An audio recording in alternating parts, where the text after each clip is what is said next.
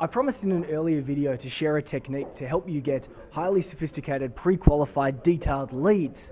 It's called the checklist technique. And to help me out, I'm here with Craig Watterson of Watterson Accounting. How you doing, Craig? Yeah, great. Thanks, James. Hello, everybody. Hello, everybody. What do you do, Craig? What's your company do? Yeah, we're a public practice chartered accounting firm, so we deal in in compliance for small and medium-sized businesses, high wealth individuals, and self-managed super funds. So it's a classic knowledge-based industry where Craig doesn't take online transactions. He doesn't sell something on the web. His website should be all about collecting detailed leads so he can either follow them up or he can give them a reason to contact him. Now today we want to give them a reason to contact him. Now we're going to use this idea called the checklist. You're probably familiar with it if you've ever seen one of those surveys in a women's magazine perhaps that says something like, "Does your boyfriend really love you?" Right? It appeals to doubt, insecurity, a bunch of other things. These checklists don't always have to do that. They just have to provide an answer to an area of knowledge that they need to educate someone and teach them. Sure. Now we are going to actually be a little bit cheeky, and we are going to go down that route of appealing to someone's insecurity, because what did we come up with? Basically, we came up with what is the probability of your business copping a tax audit, and we did that essentially because it's an area of concern or curiosity for a lot of small and medium-sized business owners, and so we thought it might be compelling for that reason. Yeah, what are your chances of getting tax audited? Now, what's interesting about that too is that later down the track we can segment it into groups. Like, what's the chance of your coffee shop being tax audited, or pick other market segments. But for now, we're going to pick something broad that it is of. I won't use the word appeal, but it is of wide interest.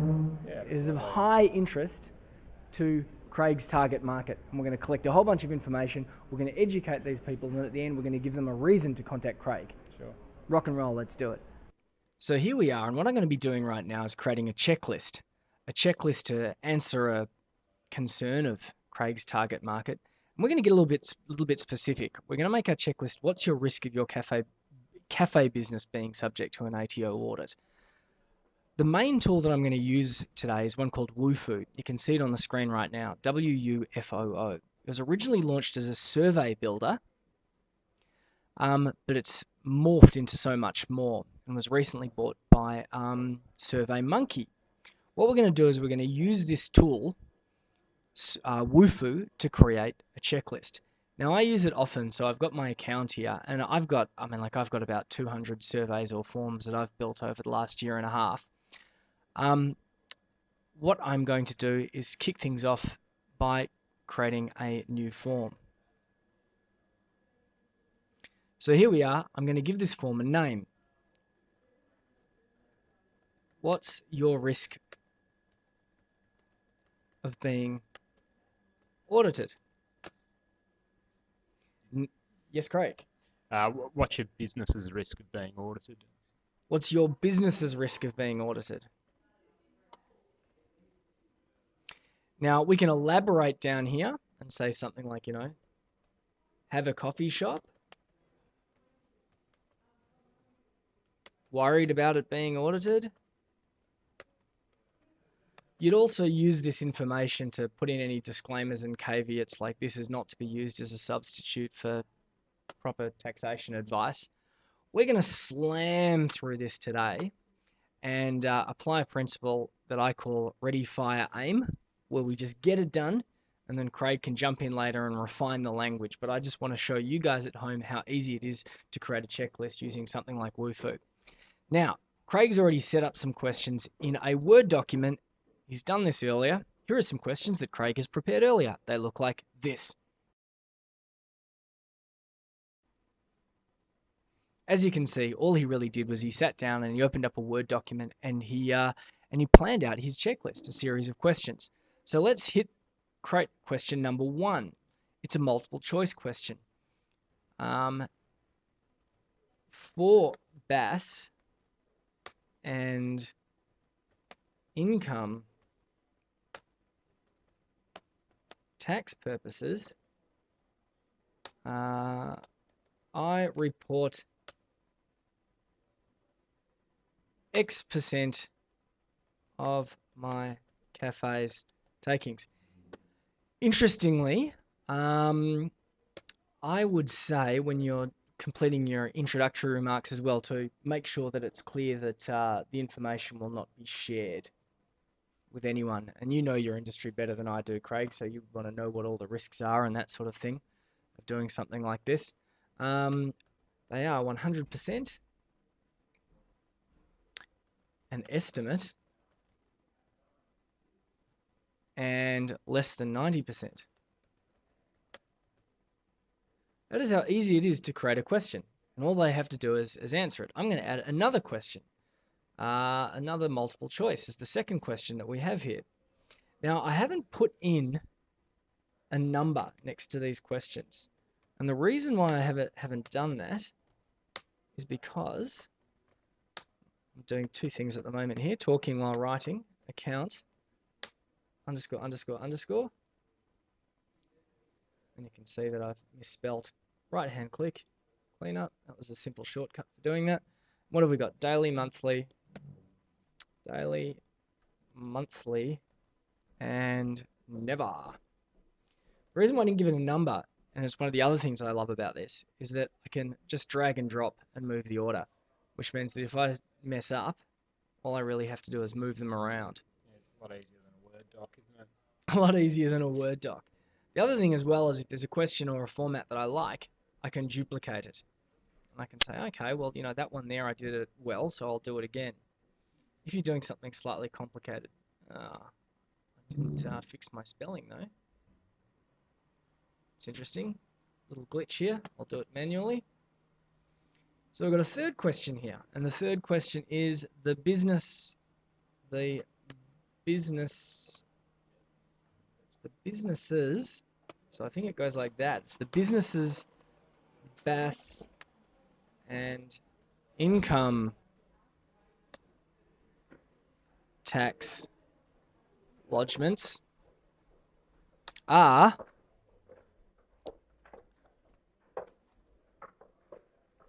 underscore, underscore, underscore. There is one observation.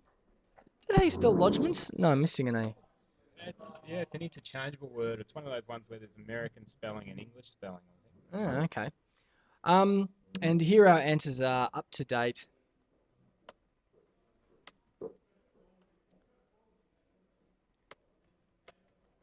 Up to date. What is it? 1 year in arrears. And the third one is more than 1 year in arrears. Anyway, so what we've done here is we've created 3 questions. Now, what I would suggest here is that you can add a page break after this. What this means is that they will see 3 questions and then they will hit submit. And what we can do is we can break your 7 questions into perhaps 3 pages. This way, when anyone looks at it, when they're filling these forms out, it doesn't seem overwhelming. Oh my God, I have to ask these 7 questions. And what you might also find over time is that after a while, you begin to change the order of the questions because more people are likely to answer the easier questions first, i.e. the less invasive questions first. So then we'll throw in another, what have we got? Another multiple choice question here, which is my staff are.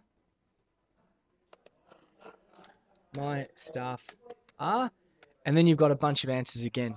Now, I'm not going to fill out each one right now. It's be very boring if you're a viewer at home. But what I will say is I will repeat it, say 3 times, and I just duplicated the page break and put another page break. So if anyone's completing this form, they will see sections. The first section, the second section, the third section. So I'm reducing their effort that they have to go in. And you've got seven questions. So I'm going to put the 7th one in here. So you've got 3 and 4. And then to close it off, I'm going to have a question, something along the lines of, would you like Watterson's to send you a report or something like that, right? Which is the outcomes of the questions of this particular survey or checklist. Yes? Yeah, so effectively you're saying that would be that's before any any output from the software in terms of any assessed risk, where we're saying, would you like Watersons to send a report, and that establishes the contact and essentially does it. Exactly. If they want the report, if they want to know Sure. whether they're at a risk or not, they need to ask you to send them the outcomes. Okay. So it's something like, yes, please send me your findings. I don't know what we're going to call it. You're going to come up with some language here. Yeah, sure. Or no. Thanks anyway. I don't know what to write. Then of course, oh no, I just deleted that one. But that's fine because, as I said before, it's pretty easy to do all this again. Please send me the stuff. And you can have yes and no and whatever. Yes and no. And a third one, which I'll delete down here. And then, of course, we're going to need some important stuff such as a name and a email address and a phone number. I'm sure phone number's down here somewhere. Automatically goes international, so I'm going to change American, so I'm going to change that to international. You can make fields required. So you want the name and you want the email address. You may not want the phone number. That might be a little bit intrusive and they don't necessarily want it. And you might probably, because your business is largely Victorian based, is that you might want to include something like perhaps not a checkbox, maybe like a drop down. A drop down, which is something along the lines of, what state do you live in? Do you operate in? What's the purpose of that question, John? Well, you essentially after a while you'll find that certain organizations are better businesses for you to have. So firstly, you probably don't want someone from the Northern Territory. And every now and then someone's going to fill out this form because they've stumbled across it because somebody's seen it and they've liked it and they're from the Northern Territory. So you're probably not going to want someone from the Northern Territory. So if you want to be specific who you're going to follow up and who you're going to want to target it as your audience. You can take this a little bit further, of course. So, I've said Victoria, New South Wales, you can have all the states, and then you have other, which are international. But there's other things that you might want to know, and they are things like, what is the annual turnover of your business? Absolutely. All right. And once again, I would have drop downs and I would have them in brackets because, of course, you don't want people to actually put their specific numbers in. So it might be something like, less than 500,000 or something like that. Yeah, sure. And you can have your different brackets. The other thing that I do here is notice how I had 3 questions in the first section and 4 questions in the second section. I'm going to move one of those questions into the first. So I've got 4 in the first section, 3 in the second section. And I'm going to move this into the survey component. Because people are more likely to answer it here because they'll think it's important to the outcomes. Okay, sure. Yep. The other thing is what state do you operate in? You might want to put that right at the top because that's the sort of question that people have absolutely no problems at all answering. They don't mind telling you what state they're in or what city they're in. And while you're at it, you may as well also say something like, what type of business do you run? And you might also ask, how many employees do you have? So I'm also going to make this bit at the top here, I'm going to make it invisible. And I'm going to make it invisible because it's actually better if people don't know how long this is going to take when they're completing it. And I'm going to save the form. And I'm going to give you a chance to have a look at it. This is how someone will see it.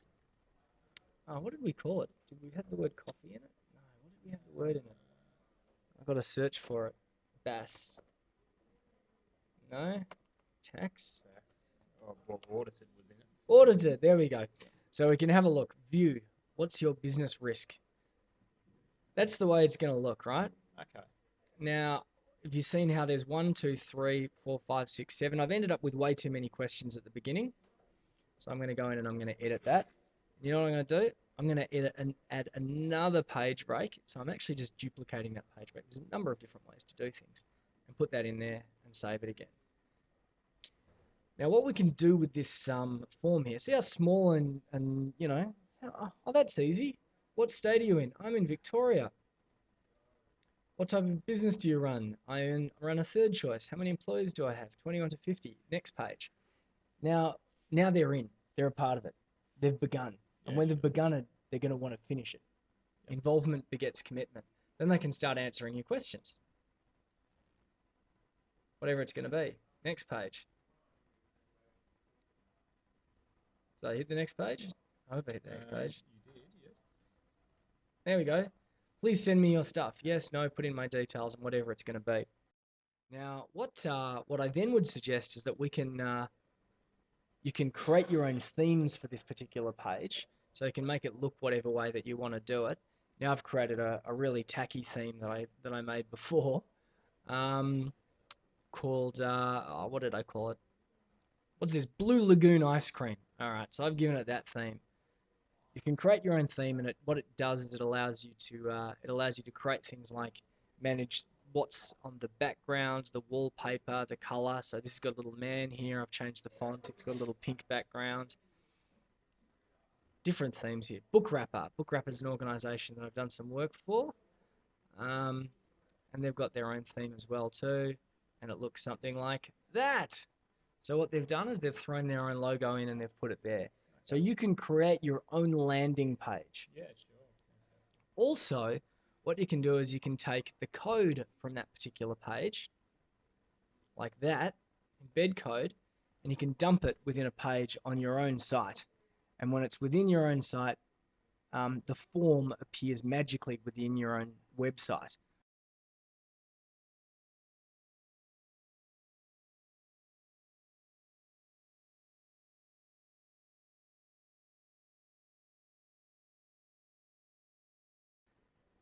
So, ladies and germs, if you want to create a survey that will help you get highly detailed pre-qualified leads, I'm suggesting that you use something like Wufoo, because it's simple. You can embed it in your page.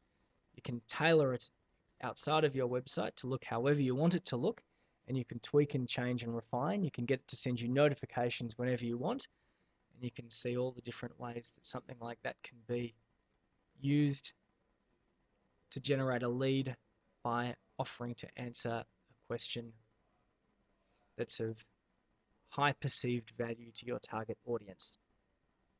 It really is incredibly simple, isn't it?